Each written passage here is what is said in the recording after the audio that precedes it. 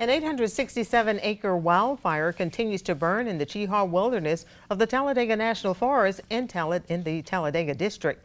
The Department of Agriculture U.S. Forest Service says fire personnel have taken immediate action to contain the fire. All trails in the Cheaha wilderness are now open except the Odom Scout Trail and the southern section of the Nubbin Creek Trail. The U.S. Forest Service says the strategy is to control, monitor, and maintain the fire line.